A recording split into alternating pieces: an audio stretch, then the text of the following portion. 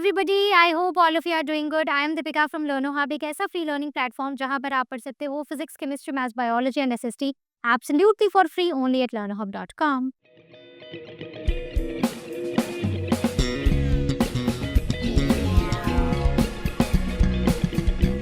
तो आज हम स्टार्ट करने जा रहे हैं आईसीएसई क्लास 8 केमिस्ट्री का रिवीजन। चैप्टर क्या है?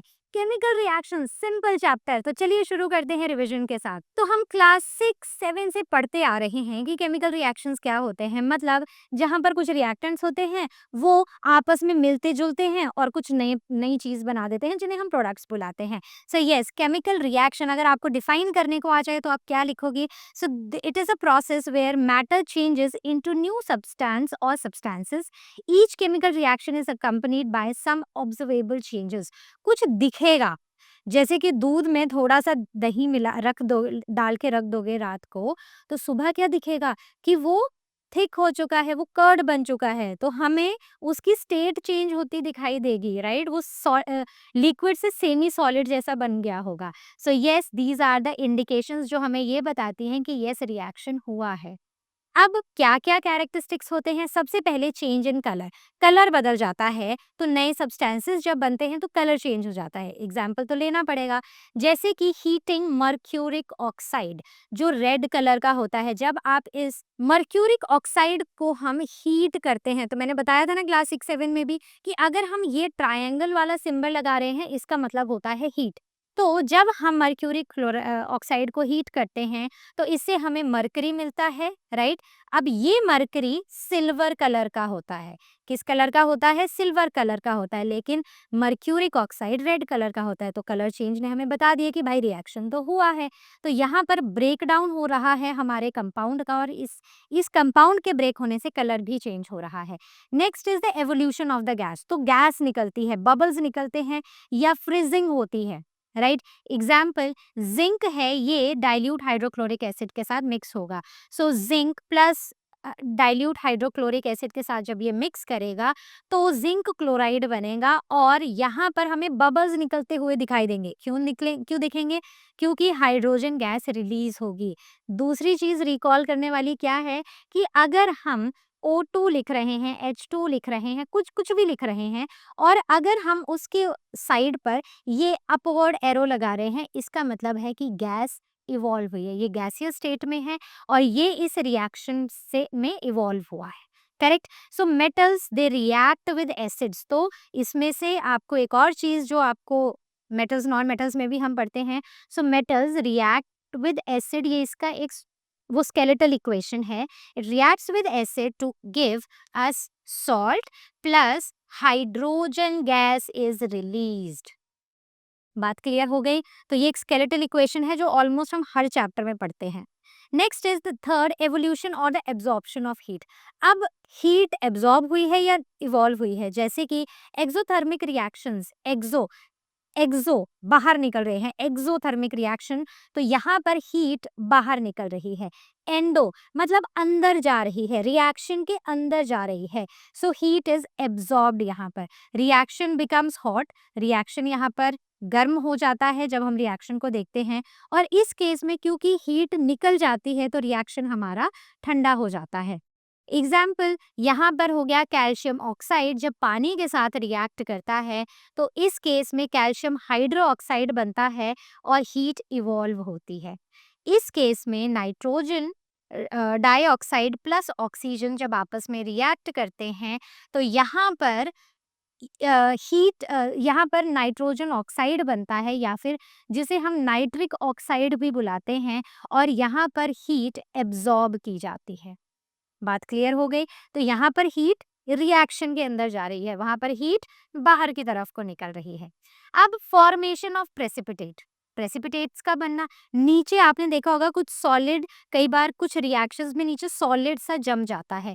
These are the precipitates, these are solid insoluble substances which are called as precipitates। इसमें आता है silver nitrate which is AgNO3 और हाइड्रोक्लोरिक एसिड, ये दोनों आपस में रिएक्ट करते हैं और AgCl बनाते हैं जो वाइट कलर का होता है। सिल्वर नाइट्रेट का जो कलर है मतलब इस पूरे रिएक्शन का कलर अब सिल्वर क्लोराइड के बनने से वाइट प्रेसिपिटेट्स हमें देखने को मिलते हैं।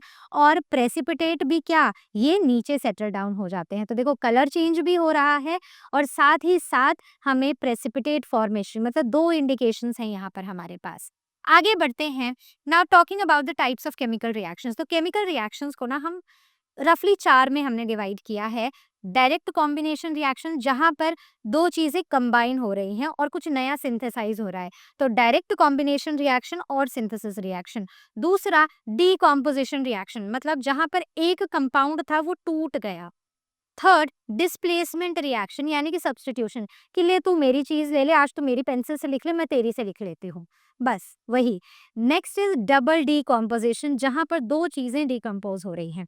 देखते हैं एक-एक को पढ़ेंगे। Starting with the direct combination reaction, जिन्हें सिंथेसिस रिएक्शन भी बुलाते हैं।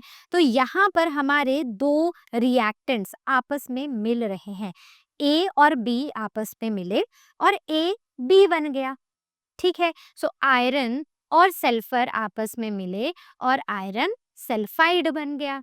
ठीक है, तो 2 रिएक्टेंट्स थे, वो मिले और एक प्रोडक्ट हमें मिल गया। हो सकता है 2 एलिमेंट्स आपस में मिल रहे हों, तो हमें एक कंपाउंड मिलेगा। एक कंपाउंड और एक एलिमेंट आपस में मिल रहे हों, तो हमें एक और न्यू कंपाउंड मिलेगा। या फिर एक कंपाउंड और दूसरा कंपाउंड आपस में मिल रहे हों, तो हमें एक और न्यू कंपाउंड मिलेगा। बात क्लियर हो गई। आगे बढ़ते हैं। Now talking about some examples, जैसे कि एक एलिमेंट एक ऑक्सीजन से मिला, कोई भी एक एलिमेंट, तो वो क्या बना देगा, वो ऑक्साइड बना देगा। जब कोई एलिमेंट ऑक्सीजन के साथ रिएक्ट करेगा तो ऑक्साइड्स बनेंगे, जैसे कि सोडियम और ऑक्सीजन का मिलना, तो सोडियम ऑक्साइड बनेगा। कैल्शियम और ऑक्सीजन का मिलना, कैल्शियम ऑक्साइड मिलेगा। और आप यहाँ पर देख रहे हो कि हमने रिएक्शंस को प्रॉपरली बैलेंस किया है। जब हम रिएक्शंस को ऐसे लिखते हैं, इक्वेशन को हम सिंबल्स फॉर्मूलाज का यूज करके लिखते हैं, तो हमें उनको बैलेंस करना जरूरी होता है, मतलब इट इज मैंडेटरी। नेक्स्ट, जब एक नॉन मेटल एक ऑक्सीजन के साथ मिलता है, तो मेटल नॉन मेटेलिक ऑक्साइड्स बनते हैं, यानी कि carbon plus oxygen, that is CO2, S plus O2 is SO2, P plus O2 is P2SO4। तो मेटल्स और नॉन मेटल्स जो हैं, दे gain oxygen and they form oxides. आगे बढ़ते हैं। The compound plus element, so it gives new compounds, जैसे कि एक कंपाउंड है कार्बन मोनोऑक्साइड, जब ये ऑक्सीजन से मिलेगा तो ये क्या बना देगा, कार्बन डाइऑक्साइड। राइट, एक और ले लेते हैं। सल्फर डाइऑक्साइड जब ऑक्सीजन से मिलेगा तो ये बना देगा सल्फर ट्राइऑक्साइड। क्लियर हो गया।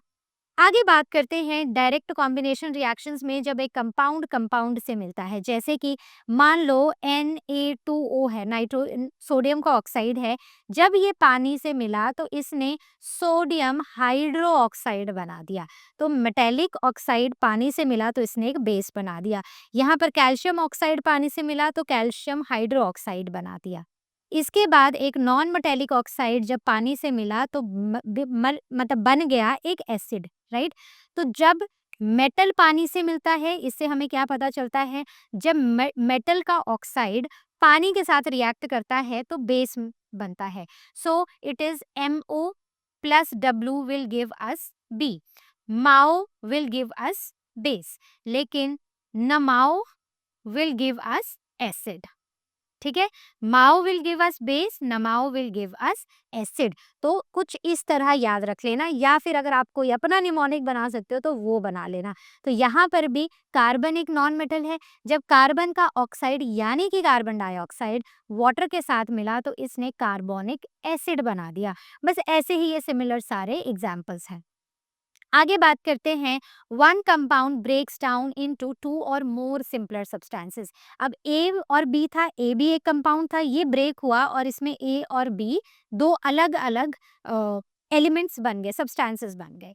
ठीक है, सो यहाँ पर carbon sorry copper carbon CuCO3, जब ये टूटा तो हमें क्या मिला, हमें मिला CuO plus carbon dioxide is formed. तो यहाँ पर क्या हुए, यहाँ पर बॉन्ड्स ब्रेक हुए। क्लियर है? आगे बढ़ते हैं। Now talking about the thermal decomposition यानी कि डिकम्पोजिशन रिएक्शन, जहाँ पर यही हम यहाँ पर कर रहे थे डिकम्पोजिशन रिएक्शन में, जहाँ पर हम थर्मल डिकम्पोजिशन पढ़ने वाले हैं बाय हीट, मतलब हीट किसी कंपाउंड को तोड़ रही है। सबसे पहले मेटेलिक ऑक्साइड, जब भी कोई मेटल का ऑक्साइड होता है और अगर हम उसके ऊपर हीट लगाते हैं तो वो मेटल और ऑक्सीजन में ब्रेक हो जाता है, ठीक है? जैसे कि मर्क्यूरिक ऑक्साइड, ये मरकरी और ऑक्सीजन में ब्रेक हो रहा है। सिल्वर ऑक्साइड, ये सिल्वर और ऑक्सीजन में ब्रेक हो रहा है। नेक्स्ट इज मेटेलिक नाइट्रेट्स, यानी कि नाइट्राइट्स प्लस ऑक्सीजन, तो ये KNO3, राइट? तो KNO3 is a potassium nitrate, ये पोटेशियम नाइट्राइट प्लस ऑक्सीजन में ब्रेक हो रहा है। ये रिएक्शंस जब तक आप प्रैक्टिस नहीं करोगे आपको ये नहीं आएंगे, राइट? तो आपको प्रैक्टिस करनी है। वैसे ही मेटेलिक क्लोरेट जब ब्रेक होगा तो क्लोराइड और ऑक्सीजन बना देगा। तो यहाँ पर क्या हो रहा है, MO जब टूट रहा है तो MO ही बन रहा है, ठीक है? मॉक्स बन रहा है, मॉक्स लिख देते हैं। MO metallic oxide will break into metal plus oxygen. यहाँ पर MN will break into NiOx, right? यहाँ पर MCl will break into chloride ox, correct? तो किसी भी तरह से याद रखो लेकिन पता होना चाहिए। Next is carbonate is broken into oxide and carbon dioxide. तो जैसे कि कैल्शियम कार्बोनेट है, ये कैल्शियम ऑक्साइड और कार्बन डाइऑक्साइड में ब्रेक हो जाता है। नेक्स्ट इज हाइड्रो ऑक्साइड, ये ऑक्साइड और वाटर में ब्रेक हो जाता है। जैसे कि जिंक हाइड्रो ऑक्साइड, ये जिंक का ऑक्साइड और कार्बन डाइऑक्साइड बना देगा। तो ये वो बेसिक रिएक्शंस हैं जो आपको पता होने चाहिए और इसके बेसिस पर अब आपको अगर मैं कोई भी रिएक्शन लिख के दे दूं तो आप वो कर पाओगे। आगे बात करते हैं थर्मल डिकम्पोजिशन की। सो थर्मल डिकम्पोजिशन में a compound is heated, it splits reversibly into simpler substances. Example, NH4Cl will break into NH3 plus HCl। लेकिन ये जो रिएक्शन है ना, ये रिवर्सिबल रहेगा, मतलब कभी NH4Cl बन जाएगा, कभी अमोनिया और हाइड्रोक्लोरिक एसिड बन जाएगा। तो ये पूरा का पूरा रिएक्शन मतलब रिवर्सिबल रहेगा। क्यों? बिकॉज जो कूलिंग है ना, वो इन चीज़ों को, जब ये ठंडी होंगी तो ये चीज़ें वापस रिएक्टेंट में चेंज हो जाएंगी। तो यहाँ क्योंकि ये थर्मल डिकम्पोजिशन है, हमने यहाँ पर हीट अप्लाई की है। अब हीट जब तक अप्लाइड रहेगी तब तक अमोनिया और HCl होगा, लेकिन जैसे ही ये रिएक्शन ठंडा होगा तो वापस से क्या बन जाएगा, वापस से रिएक्टेंट बन जाएगा, दैट इज NH4Cl। आगे आते हैं इलेक्ट्रोलिटिक डिकम्पोजिशन पर। तो यहाँ पर हम इलेक्ट्रिक करंट का यूज़ कर रहे हैं। जैसे पानी को तोड़ने के लिए हमें इलेक्ट्रिसिटी का यूज़ करना पड़ता है। अगर पानी को आपको उसके कंपोनेंट्स में तोड़ना है तो आपको इलेक्ट्रिसिटी का यूज़ करना पड़ेगा, इसको इलेक्ट्रोलिसिस भी बुलाते हैं। Next is photochemical decomposition. तो यहाँ पर लाइट की प्रेजेंस में हम किसी भी कंपाउंड को तोड़ते हैं। जैसे silver salts they decompose in sunlight, basis of the old photography. तो जो पहले फोटोग्राफी होती थी ना, जिसमें वो नेगेटिव्स होते थे, फिर नेगेटिव से हम फोटो डेवलप करते थे, तो ये जो पुरानी फोटोग्राफी है ना, वो फोटोकेमिकल डिकम्पोजिशन के ऊपर ही बेस्ड थी। नाउ द डिस्प्लेसमेंट रिएक्शंस यानी कि सब्स्टिट्यूशन रिएक्शंस, तो यहाँ पर ना हम डिस्प्लेस कर रहे हैं चीज़ों को, कि जैसे कि ए है और प्लस बी है, ठीक है? एक कोई एलिमेंट है ए और एक कंपाउंड है BC। तो ये दोनों जब आपस में रिएक्ट करेंगे तो ए सी के साथ रिएक्ट कर जाएगा और बी वैसे ही रहेगा। अब आप बोलोगे कि मैम ए और बी क्यों नहीं बन जा रहे यहाँ पर एक कंपाउंड? क्यों? क्योंकि जब भी हम कोई केमिकल फॉर्मूला लिखते हैं, इवन अगर हम इसको ABC की फॉर्म में भी लिख रहे हैं, तो आपको हमेशा याद रखना है कि पहले हम अपना पॉजिटिव वाला रेडिकल लिखेंगे और फिर नेगेटिव वाला, यानी कि पहले हम मेटल को लिखेंगे फिर हम नॉन मेटल को लिखेंगे। और ये हमारा एक मेटल हमने इसको कंसीडर किया है, तो A will attract only C क्योंकि वो ऑपोजिट चार्ज वाला है। तो जैसे यहाँ पर जिंक प्लस कॉपर सल्फेट, तो इस केस में जिंक पॉजिटिव है, कॉपर भी पॉजिटिव है और सल्फेट नेगेटिव है। तो यहाँ पर ZnSO4 will be formed and this is 2 positive and copper will be copper अकेला रह जाएगा, राइट। कंडीशन क्या है कि जो एलिमेंट ए है it must be higher in the activity series than the B so that it can be displaced. अब इसमें बहुत ज़्यादा इंपॉर्टेंट है ना कि हमें रिएक्टिविटी सीरीज के बारे में पता हो। अब ये रिएक्टिविटी सीरीज होती क्या है, तो यही एक्सप्लेन करने वाली बात है यहाँ पर, ठीक है। रिएक्टिविटी सीरीज एक्चुअली जो हमारे मेटल्स होते हैं ना उनको हम एक सीरीज में अरेंज कर देते हैं, जिसमें जो सबसे रिएक्टिव होता है वो सबसे ऊपर होता है और जो सबसे कम रिएक्टिव होता है वो उसी सीरीज में सबसे नीचे देखने को मिलता है। और मेटल की प्रॉपर्टीज जो हैं, अच्छा अब यहाँ पर आ जाओ।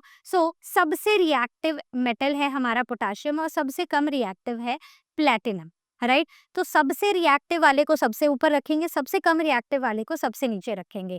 जो जितना ज्यादा रिएक्टिव होगा, मतलब ये मोर रिएक्टिव है, ये स्ट्रांग है, ये वाले वीक है। अगर मैं एक रिएक्शन में एक पोटाशियम डाल दूं और कॉपर डाल दूं, तो पोटाशियम जो भी कॉपर के साथ मान लो SO4 है तो ये इसको डिस्प्लेस कर देगा। ये वीकर वाले एलिमेंट से उसका जो पार्टनर है ना उसको छीन लेता, राइट। ये स्ट्रांग है तो ये वीक है, ये इसके पार्टनर को इससे छीन लेगा। बस यही कॉन्सेप्ट होता है। तो इसके लिए बड़ा इंपॉर्टेंट है कि आप ये रिएक्टिविटी सीरीज को ना याद कर लो।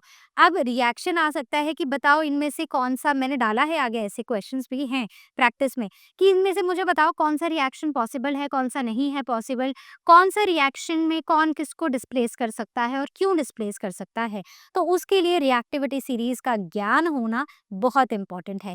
अब इसको याद कैसे रखना है वो मैं आपको बताती हूँ। तो आपका न्यूमोनिक है ये: purple squirrels break couches mid air, angry zebras invent new toilet leaders, and hippos cannot marry skinny giraffe princesses। तो बस ये याद रखो और इसके साथ साथ कॉरिस्पॉन्डिंग हमारा एलिमेंट भी याद रखो। आगे बढ़ते हैं। एग्जाम्पल जैसे मेटल है और सॉल्ट सॉल्यूशन है। मेटल हम बहुत ही कॉमनली जो अपने रिएक्शंस में यूज करते हैं वो है जिंक और कॉपर सल्फेट सॉल्यूशन का यूज करते हैं। तो इस केस में अगर आप अपनी रिएक्टिविटी सीरीज देखो तो जिंक है यहाँ पर और कॉपर है यहाँ पर, ठीक है। एक और चीज जो यहाँ पर आपको करनी है वो ये, आपको ये पता होना चाहिए कि कौन हाइड्रोजन से ज्यादा रिएक्टिव है, कौन हाइड्रोजन से नीचे है, कौन कम रिएक्टिव है हाइड्रोजन से। तो अब जिंक ऊपर है, कॉपर नीचे है, तो इसका मतलब कि जो जिंक ज्यादा स्ट्रांग है, कॉपर वीक है, तो ये इससे इसका पार्टनर छीन लेगा, ठीक है।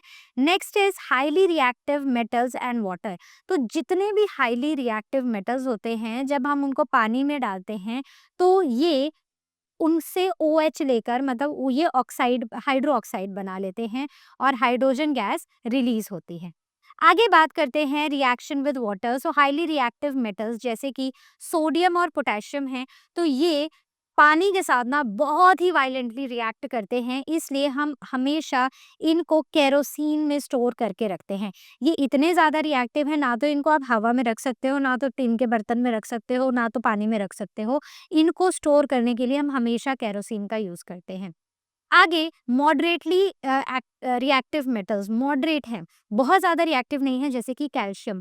तो ये पानी से रिएक्ट करते हैं लेकिन उतना विगरसली रिएक्ट नहीं करते हैं। जैसे कि कैल्शियम वाटर के साथ जब रिएक्ट करेगा तो ये कैल्शियम हाइड्रो ऑक्साइड बनाएगा और हाइड्रोजन गैस रिलीज होगी।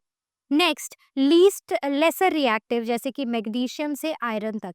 तो ये जो मैग्नीशियम से आयरन तक के हैं, यहाँ से यहाँ तक के मैग्नीशियम, एल्यूमिनियम, जिंक और आयरन, अगर हम इनकी बात करें तो ये काफ़ी कम रिएक्टिव हैं। ये बहुत धीरे धीरे रिएक्ट करते हैं और अगर इनको रिएक्ट कराना है पानी से तो इनको पानी को गर्म करना पड़ेगा, मतलब पानी को गर्म होना चाहिए या फिर वो स्टीम की फॉर्म में होनी चाहिए, ये तो ही रिएक्ट करेंगे। बात क्लियर हो गई। पहले दो तो वायलेंटली रिएक्ट करेंगे, कैल्शियम मॉडरेटली रिएक्ट करेगा और उसके नीचे वालों को तो पानी गर्म या स्टीम चाहिए, उनको लगती है बहुत ज़्यादा ठंडी। उसके बाद आते हैं जितने भी मेटल्स हाइड्रोजन से नीचे हैं, तो ये पानी के साथ रिएक्ट करते ही नहीं हैं और ये उसमें से हाइड्रोजन को निकालते ही नहीं हैं। जैसे हमारी गोल्ड ज्वेलरी, जैसे सिल्वर, जैसे कि हमारा प्लेटिनम, तो ये सारे they are not reactive, they do not react with water. अब अगर हम इनका रिएक्शन देखें एसिड्स के साथ, तो ये हाईली रिएक्टिव वाले हैं, पोटेशियम और सोडियम। ये जब रिएक्ट करते हैं तो ये एक सॉल्ट बना देते हैं, मतलब काफ़ी एक्सप्लोसिवली रिएक्ट करते हैं और हाइड्रोजन गैस रिलीज़ होती है। वहीं पर जब मॉडरेटली रिएक्टिव, जैसे जो कैल्शियम से अब आयरन तक हैं, तो जब एसिड के साथ हम एसिड की बात कर रहे हैं, तो कैल्शियम से आयरन तक ना मॉडरेट वाले रिएक्शंस होते हैं। So they react vigorously but decreasing intensity down the series. So calcium है प्लस हाइड्रोक्लोरिक एसिड है, तो जब ये रिएक्ट करेगा एसिड के साथ, कैल्शियम या फिर आयरन, तो ये मतलब एक तो इनकी रिएक्टिविटी कम ही होती जाएगी और ये आराम से रिएक्ट करेंगे, मतलब विगरसली रिएक्ट करेंगे, लेकिन कोई एक्सप्लोसिव रिएक्शन नहीं होगा। अब बात करते हैं उन मेटल्स की जो हाइड्रोजन से नीचे आते हैं, जैसे कॉपर, मरकरी या फिर सिल्वर। तो ये नहीं रिएक्ट करते हैं एसिड्स के साथ और ये हाइड्रोजन को डिस्प्लेस भी नहीं कर सकते। अब बात करते हैं ऑक्सीजन और एयर के साथ रिएक्शन की। तो पोटेशियम से लेके सिल्वर तक सब के सब एयर के साथ रिएक्ट करते हैं और सब के सब मेटेलिक ऑक्साइड्स बनाते हैं। वहीं पर जो लीस्ट रिएक्टिव होते हैं, जैसे कि गोल्ड और प्लैटिनम, ये ऑक्साइड्स नहीं बनाते हैं। आगे बात करते हैं डबल डीकॉम्पोजिशन रिएक्शन की, जहाँ पर लेन देन चल रहा है कि आज मेरी पेंसिल से तू लिख ले और तेरी पेंसिल से मैं लिख लेती हूँ, बस वो वाला लेन देन। तो दोनों ही अपने रेडिकल्स को एक्सचेंज करते हैं to form the new compounds. जैसे कि एक ए बी है, एक सी डी है, तो A is positive, B is negative, C is positive, D is negative. तो ए डी के साथ बॉन्ड बना लेगा, बी सी के साथ बना लेगा, तो A D plus C B. ठीक है, तो इसमें सबसे सिंपल है AgNO3 plus KCl which is potassium chloride. तो ये AgCl प्लस KNO3 बना लेगा। तो यहाँ पर ये जो आयंस वाले पार्टनर्स हैं, इनकी पार्टनर्स की स्वॉपिंग हो जाती है। अब बात करते हैं न्यूट्रलाइजेशन रिएक्शन की। तो ये हमारे डबल डिकम्पोजिशन रिएक्शन का एक बहुत ही इम्पॉर्टेंट केस है। अगर आपसे क्वेश्चन पूछ लिया जाए कि neutralisation reaction is an example of which type of a reaction, तो आप बोलोगे डबल डिकम्पोजिशन रिएक्शन। कैसे? क्योंकि एक है हमारे पास बेस, एक है हमारे पास एसिड, ये मिलकर सॉल्ट बनाते हैं और वाटर बनाते हैं। बात क्लियर हो गई। लेकिन एक्चुअल में तो क्योंकि बेस और एसिड मिलकर सॉल्ट और वाटर बना रहे हैं, तो ये न्यूट्रलाइजेशन रिएक्शन है। लेकिन यहाँ पर Na पॉजिटिव है, OH negative, H positive, Cl negative. तो अब ये अपने आयंस की, अपने रेडिकल्स की स्वॉपिंग कर रहे हैं, इसलिए ये डबल डिकम्पोजिशन रिएक्शन है। प्रेसिपिटेशन रिएक्शंस, अब दो सॉल्यूशंस हैं, वो आपस में रिएक्ट करेंगे और कुछ इनसॉल्युबल से सॉलिड बना देंगे, जिसे हम प्रेसिपिटेट बुलाएंगे। जैसे कि आयरन क्लोराइड है, जब ये सोडियम हाइड्रोक्साइड के साथ रिएक्ट करेगा, तो ये सोडियम क्लोराइड बनाएगा और आयरन हाइड्रोक्साइड बनाएगा। ये आयरन हाइड्रोक्साइड प्रेसिपिटेट की फॉर्म में होगा और ये रेड ब्राउन प्रेसिपिटेट की फॉर्म में हमें रिएक्शन, जहाँ रिएक्शन हो रहा है उसके नीचे देखने को मिलेगा। दूसरा आता है zinc sulphate plus ammonium hydroxide. तो यहाँ पर अमोनियम सल्फेट और जिंक हाइड्रोक्साइड होगा। जिंक हाइड्रोक्साइड नीचे बैठ जाएगा और ये प्रेसिपिटेट बनाएगा। किस कलर का प्रेसिपिटेट बनाएगा? वाइट जेलेटिनस प्रेसिपिटेट, जेल जैसा वाइट कलर का। राइट। अब आप बोलोगे वैसे तो प्रेसिपिटेशन रिएक्शन है, तो क्या हमें ये कलर्स याद रखने की जरूरत है? बिल्कुल है, क्योंकि इस चैप्टर में भी हैं, आगे वाले चैप्टर्स में भी है, पीछे वाले में भी थे, तो यहाँ से क्वेश्चन आएगा ही। ये अगर मान लो एक रिएक्शन हुआ जिसमें एक रिएक्शन हुआ आयरन क्लोराइड के बीच में एक बेस के साथ, और जो हमें प्रेसिपिटेट मिला वो रेडिश ब्राउन कलर का था, बताओ उसका नाम क्या है? या फिर हमें आयरन हाइड्रोक्साइड मिला एज अ प्रेसिपिटेट, बताओ आयरन हाइड्रोक्साइड का कलर क्या होता है? तो इसलिए ये इंपॉर्टेंट है। Next is NaCl plus AgNO3। तो ये NaNO3 और AgCl बनाते हैं। AgCl एक प्रेसिपिटेट होता है जो वाइट कलर का होता है। तो बेसिकली ये क्यों बनते हैं? क्योंकि ये जो प्रेसिपिटेट्स होते हैं, दीज आर इनसॉल्युबल कंपाउंड, जो किसी के साथ कंपाउंड्स नहीं बनाते हैं और ये अकेले आराम से अलग जगह पर सेटल डाउन होकर बैठ जाते हैं शांति से। Now coming on to the factors that bring about the chemical change. क्या फैक्टर्स हैं जो केमिकल चेंज लेकर आते हैं? सबसे पहला है हीट एनर्जी। अब एनर्जी से या तो बॉन्ड टूटेंगे या तो बॉन्ड बनेंगे। So it provides energy to break the bonds and make particles move faster. Collision होती है और रिएक्शन स्पीड अप होता है। Light energy.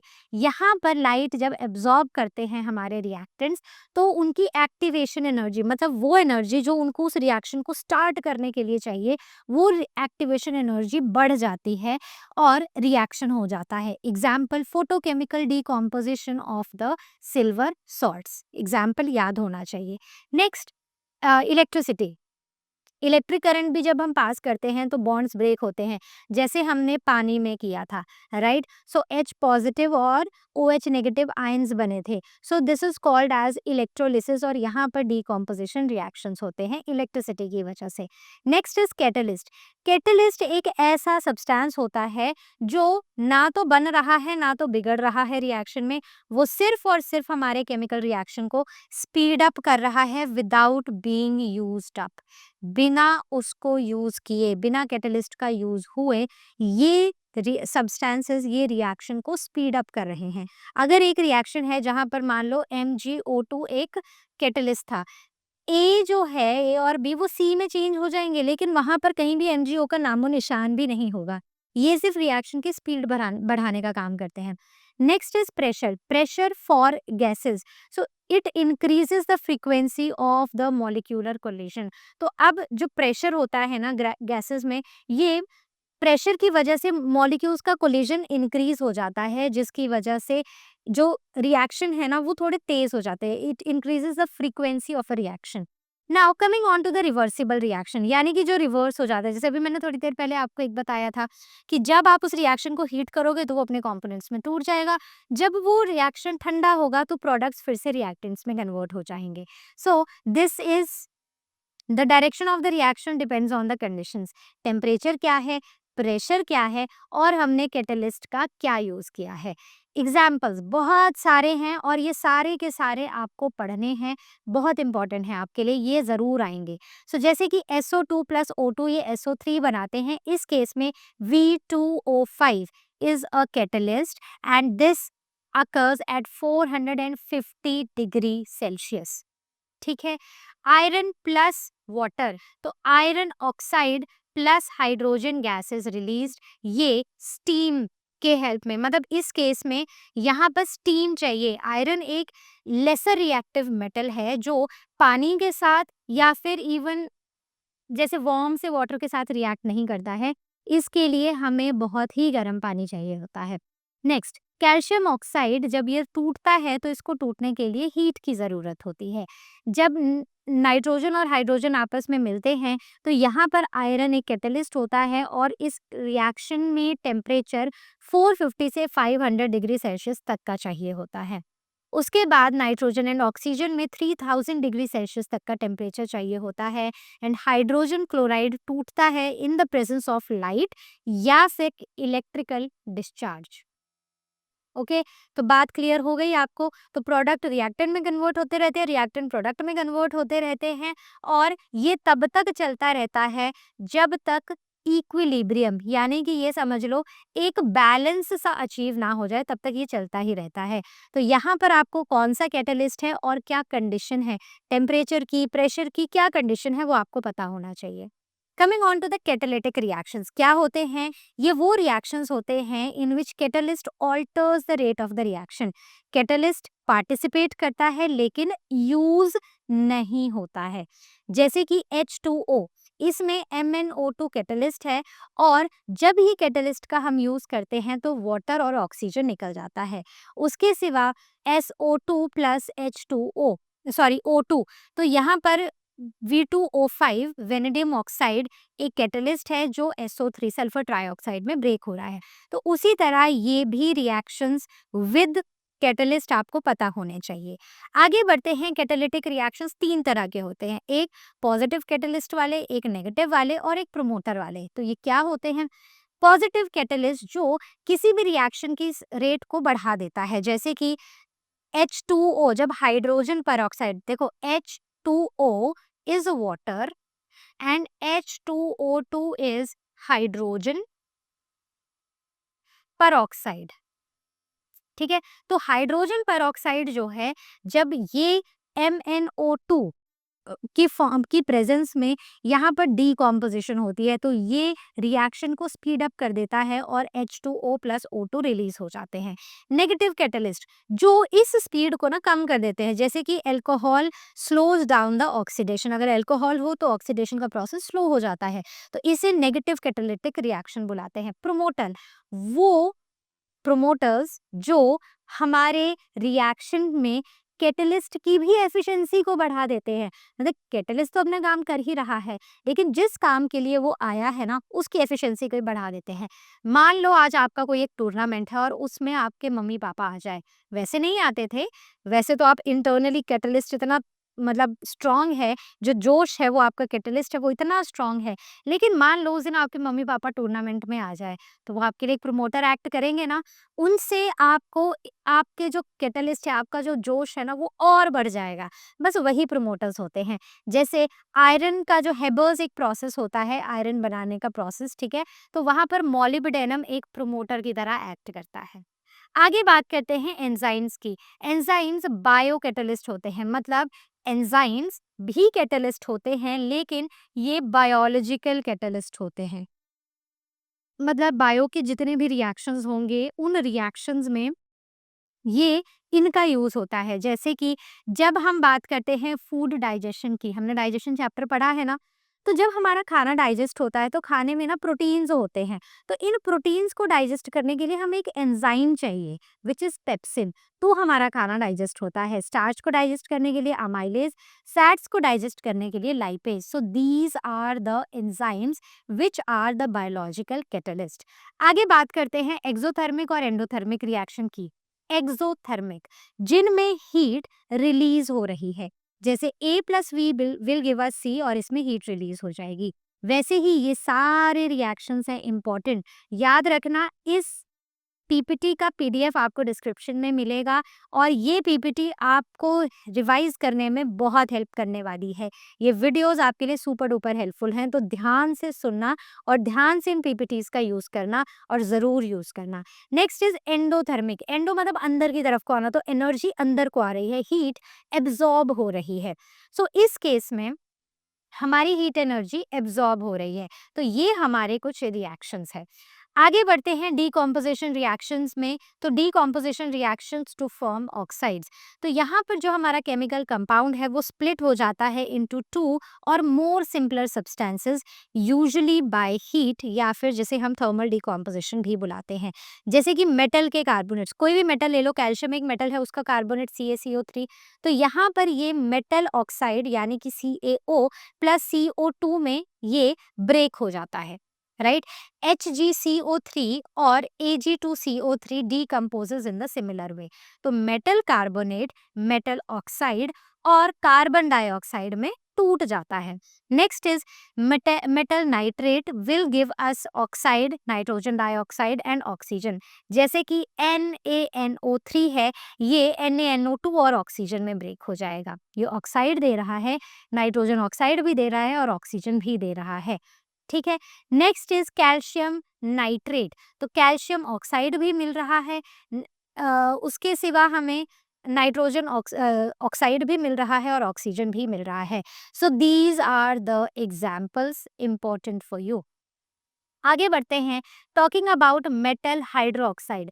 देखो रिएक्शन में आपको कितने भी करवा लो, लेकिन जब तक आप उनको खुद से लिख के प्रैक्टिस नहीं करोगे, रिएक्शंस नहीं आएंगे। तो मेरे जितने भी बच्चे हैं जो मेरे से केमिस्ट्री पढ़ते हैं, उनको मैं सबको यही बोलती हूँ कि अगले 10 बार तक, जब आप चैप्टर पढ़ना शुरू करते हो, उसे नेक्स्ट 10 टाइम्स जब आप उस चैप्टर को पढ़ रहे हो, रिवाइज कर रहे हो, रिएक्शंस को लिखो। लिखने से ही आपको क्लैरिटी आएगी। नाउ मेटल हाइड्रोक्साइड जैसे कि calcium hydroxide will break into एक ऑक्साइड और वाटर में। So these are some of the examples. इसमें से पोटेशियम और सोडियम का हाइड्रोक्साइड है जो डीकम्पोज नहीं होता है। नेक्स्ट, एक्टिविटी सीरीज का लिंक। सो मोस्टली जो हमारे रिएक्टिव मेटल्स हैं जैसे कि पोटेशियम है, सोडियम है, ये स्टेबल हाइड्रोक्साइड और कार्बोनेट्स बनाते हैं, तो ये डिकम्पोज नहीं होते हैं। वहीं पर लेस रिएक्टिव मेटल्स जैसे कि जो कैल्शियम से कॉपर तक हैं, ये डिकम्पोज हो जाते हैं जब हम इनको हीट करते हैं। उसके सिवा जो बहुत ही कम रिएक्टिव हैं जैसे कि मरकरी है, जैसे सिल्वर है, ये ईज़िली डिकम्पोज़ हो जाते हैं, राइट? ये और भी ईज़िली हो जाते हैं। अब बात करते हैं हम ऑक्साइड्स की। Oxides these are the binary compound which are formed when a metal and और non metal combine with oxygen. Binary मतलब दो चीजों से मिलके बना हुआ एक कंपाउंड है जिसमें एक या तो मेटल होगा या तो नॉन मेटल होगा और दूसरा ऑक्सीजन होगा। जैसे एक एलिमेंट ऑक्सीजन के साथ कंबाइन करेगा तो हमें ऑक्साइड मिलेगा। इसकी प्रिपरेशन देखते हैं। एक तो होता है डायरेक्ट कॉम्बिनेशन, राइट? तो डायरेक्ट कॉम्बिनेशन इज बेसिकली जब एक सल्फर ऑक्सीजन के साथ रिएक्ट किया तो सल्फर डाइऑक्साइड बन गया, सीधा सा। दूसरा जिंक ऑक्सीजन के साथ रिएक्ट किया, जिंक ऑक्साइड मिल गया। दूसरा जो हमारा मेथड है that is action of steam on the metals. तो हमारे पास एक मेटल है, वो पानी से रिएक्ट नहीं कर रही है, बट हम उसमें पानी को स्टीम वेपर फॉर्म में कन्वर्ट कर देंगे तो हमारे पास मेटल का ऑक्साइड बनेगा और साथ ही साथ हाइड्रोजन गैस रिलीज होगी। Next is by heating the oxides. अब हमारे पास कोई भी ऑक्साइड है जैसे कि Pb3O4 है, लेड का एक ऑक्साइड है, ये जब ब्रेक होगा, डीकम्पोज होगा, इस पे हम हीट लगाएंगे, ये डीकम्पोज होगा और ये लेड मोनोऑक्साइड और ऑक्सीजन गैस रिलीज करेगा। तो what do you need to do is the practice. Next is by heating nitrates. Nitrate है, नाइट्रेट को जब आप हीट करोगे तो ऑक्साइड्स बनेंगे, नाइट्रोजन डाइऑक्साइड और ऑक्सीजन, ये हमने थोड़ी देर पहले भी किया है। अब बात करते हैं बाय हीटिंग कार्बोनेट्स। तो जब भी आप किसी मेटल के कार्बोनेट को हीट करोगे तो आपको मेटल ऑक्साइड और कार्बन डाइऑक्साइड मिलेगा। आगे बढ़ते हैं इनकी क्लासिफिकेशन। तो ऑक्साइड्स को ना हम चार तरह से क्लासिफाई करते हैं। एसिड, जो एसिडिक ऑक्साइड्स होते हैं। बेसिक, जो बेसिक ऑक्साइड्स होते हैं। एम्फोटेरिक, जो एसिड और बेसिक दोनों में झूलते रहते हैं। और उसके सिवा न्यूट्रल, जिनका कोई, जिस ऑक्साइड ना तो वो एसिड होता है ना बेस। एसिडिक ऑक्साइड, अब ध्यान रखना, मेटल्स नॉन मेटल्स में भी पढ़ा है हमने, हर जगह पढ़ते हैं। जब भी एक नमो, ठीक है, मिलता है, राइट, जब भी एक नमो पानी के साथ मिलता है, NMO नमो पानी के साथ मिलता है तो हमें क्या मिलता है, एक एसिडिक ऑक्साइड। तो यानी कि non metals give us acidic oxides. जैसे कार्बन डाइऑक्साइड, कार्बन एक नॉन मेटल है तो कार्बन डाइऑक्साइड एक नॉन मेटेलिक ऑक्साइड है, जब ये पानी के साथ मिलेगा तो हमें एक एसिड मिलेगा।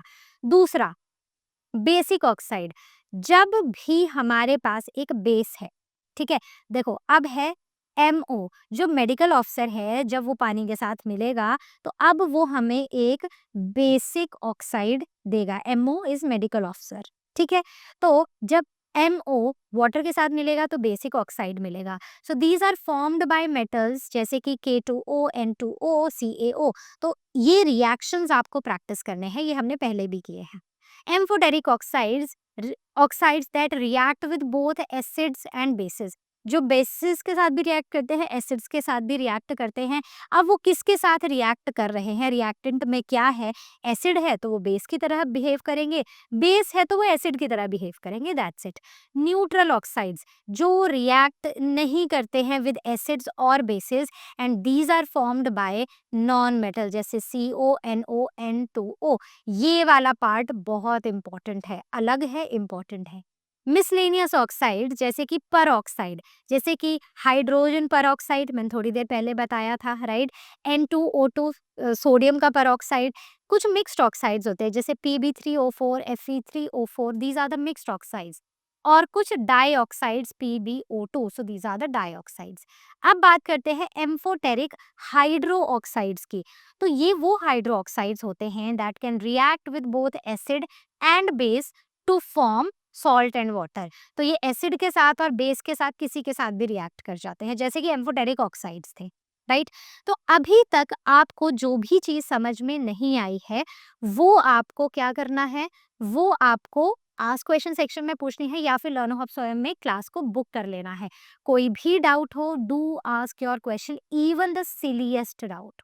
कोई भी डाउट सिली डाउट नहीं होता है, ठीक है, जो हमें सिली लगते भी हैं वो भी नहीं होता है।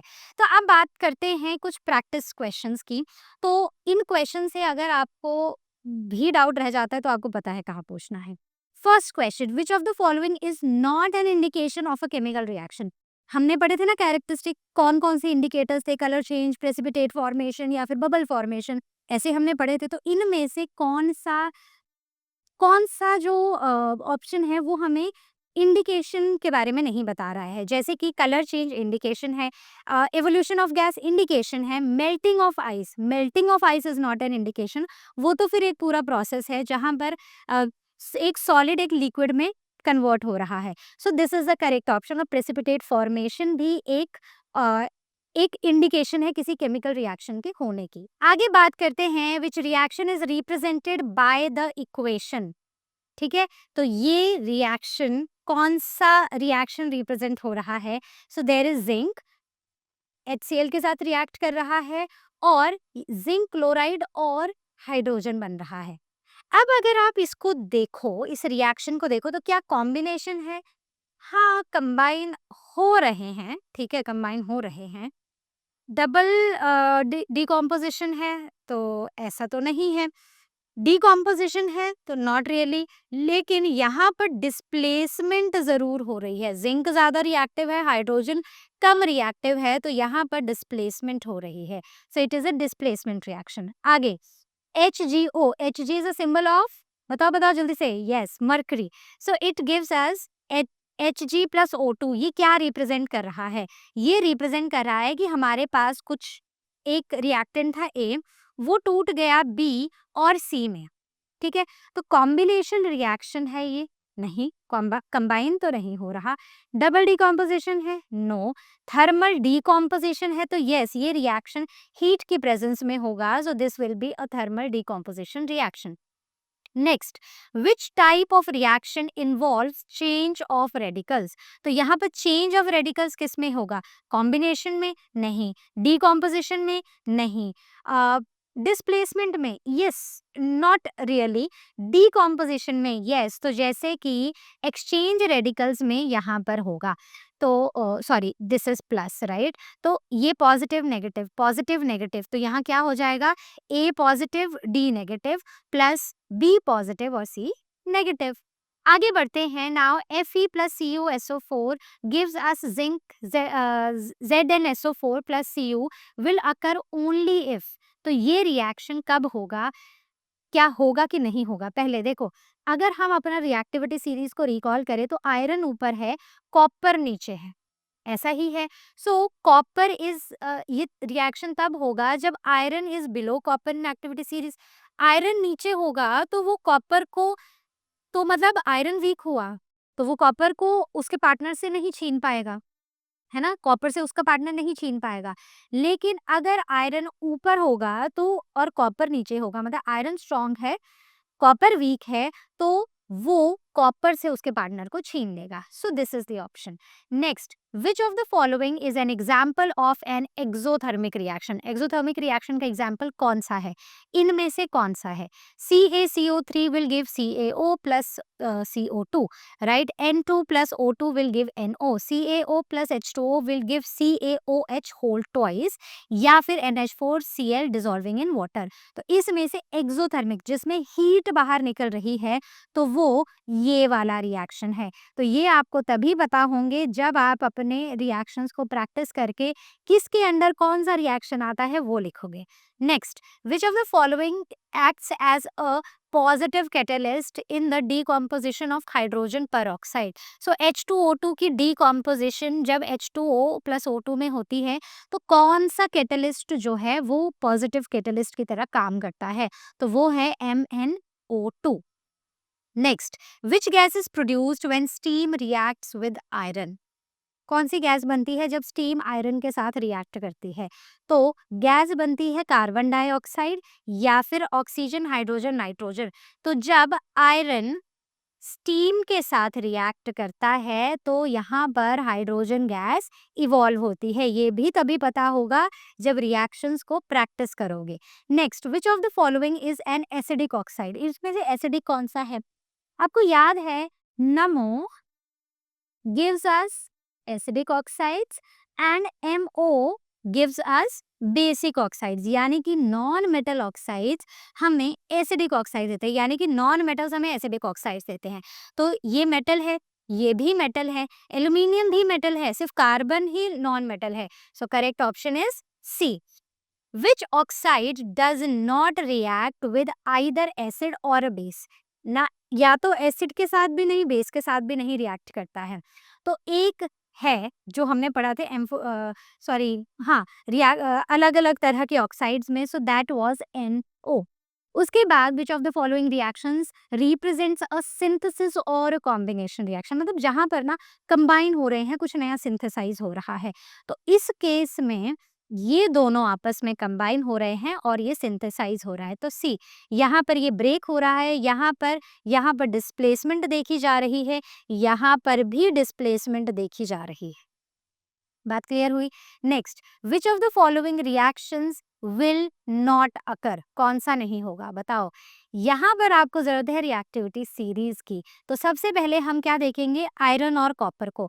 आयरन ऊपर है, कॉपर नीचे है, तो ये बनना पॉसिबल है, तो ये तो पॉसिबल है।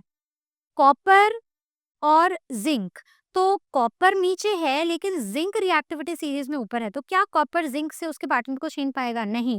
सो ये वाला रिएक्शन पॉसिबल नहीं है। अगेन इनको भी अगर आप देखोगे तो zinc is more reactive than hydrogen, magnesium is more reactive than hydrogen. बस यही, इसीलिए तो रिएक्टिविटी सीरीज का मैंने आपको निमोनिक दिया था। आगे बात करते हैं KClO3 will give KCl plus O2। So the oxygen is obtained by, तो ऑक्सीजन कैसे आ रही है? कंबाइन करके आ रही है? नहीं, तो कंबाइन तो नहीं हो रहा है। डिस्प्लेसमेंट हो रही है? डिस्प्लेसमेंट भी नहीं हो रही है। कोई कैटलिस्ट है? कैटलिस्ट का तो रोल ही नहीं है, आई मीन नामो निशान ही नहीं है। तो यहाँ पर डीकॉम्पोजिशन हो रही है, थर्मल डीकॉम्पोजिशन। नेक्स्ट बात करते हैं which reaction shows exchange of radicals. तो एक्सचेंज ऑफ रेडिकल्स किससे हो रहा है? AgNO3 और एन आई मीन AgNO3 और Cl में।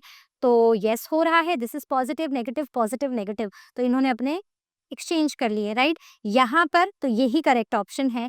यहाँ पर एक्सचेंज नहीं हो रहा, यहाँ पर भी नहीं, और इवन यहाँ पर भी नहीं। करेक्ट।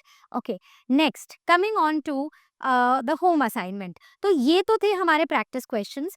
अब आपने क्या करना है, जितने भी क्वेश्चंस मैंने आपको होम असाइनमेंट के लिए दिए हैं, इन्हें आपको प्रैक्टिस करना है। अगर आपको लगता है कहीं पर कोई डाउट है या फिर आपको कुछ समझ नहीं आ रहा है, तो आज क्वेश्चन सेक्शन में पूछो या फिर लर्न हब स्वयं में क्लास को बुक करो। और इसके साथ आपको जितने भी आपकी बुक में एक्सरसाइज के क्वेश्चंस हैं जो आपके टीचर्स ने कराए हैं, वो सारे के सारे आपको प्रैक्टिस करने हैं। ठीक है, बात क्लियर हो गई। कोई भी क्वेश्चन मिस नहीं होना चाहिए, क्योंकि हमें प्रेशर को नहीं, कॉन्फिडेंस को बढ़ाना है। तो कॉन्फिडेंस को बढ़ाने के लिए फाइनल जब हमारे एग्जाम्स आ जाते हैं, तो प्रैक्टिस करना बहुत ज़्यादा इंपॉर्टेंट है। जब तक आप क्वेश्चंस को प्रैक्टिस नहीं करोगे, आपको ये नहीं समझ आएगा कि आपको वो कॉन्सेप्ट आ गया है या अभी भी कहीं पर आपको उसको पढ़ने की ज़रूरत है। So I would advice practice practice practice. Okay, so I'll see you next time with the next video. Till then, all of you take care, and as you all know, learn how मतलब free है पर best है।